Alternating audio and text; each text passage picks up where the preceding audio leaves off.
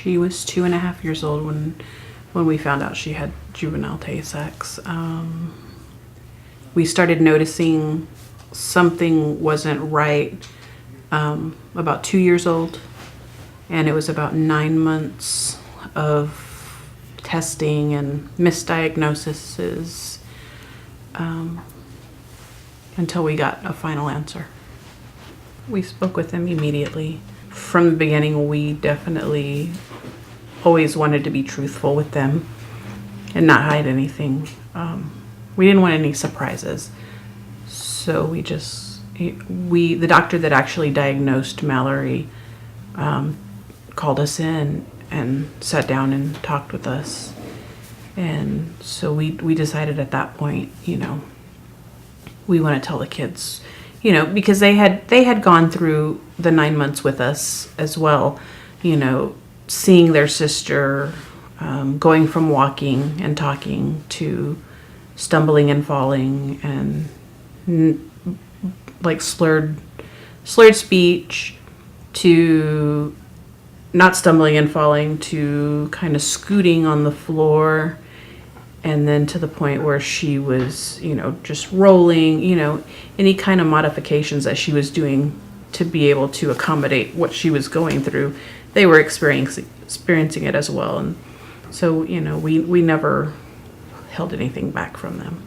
They know just about as much as we know about what's going to happen.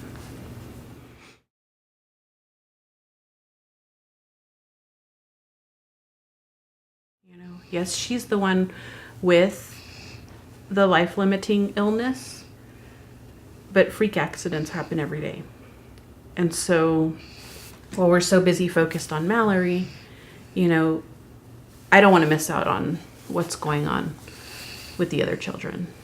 And so, we try to do as much as we can with them. It hurts to have to go out and leave her home, because for the longest time we took her everywhere with us. We brought the nurse. Come on, we're going. Now that she's a little bit more fragile, we don't take her out as much. She hasn't been out since Christmas. And that's hard for us to do. But we have to, they're growing too. And I don't want them to feel like their life, gosh, I missed all my childhood because my parents were focused on Mallory. And, when this started, they told us we had a couple of years with her. And so now we're a couple of more years than the couple of years that they gave us. So, we're just taking one day at a time. And, hopefully we have a lot more days left with her. But, you never know. It's a little hard for me to actually answer that one because, I'm still dealing with it myself. Because I know for me and Jennifer, for the most part, she takes care of Mallory 24 hours a day, 7 days a week. And I pretty much kind of let her do what she needs to, and I spend as much time as I can with Matthew and Madeline. And so it's a hard question because we're still working through it, and I don't know if we're actually doing it correctly. A lot of times it's me and Matthew and Madeline going and do something, and Jennifer and Mallory stay home. There's few occasions when it's the four of us or when it's the five of us.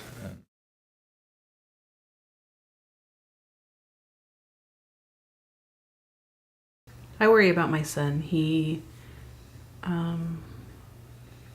feels like he needs to be strong for everybody, and he can't cry. And so it worries me that he tries to bottle things inside, but I do know that he has a very strong faith and has a very close relationship with God, and he talks to God a lot, and hopefully that can get him by. And basically our goal is to try to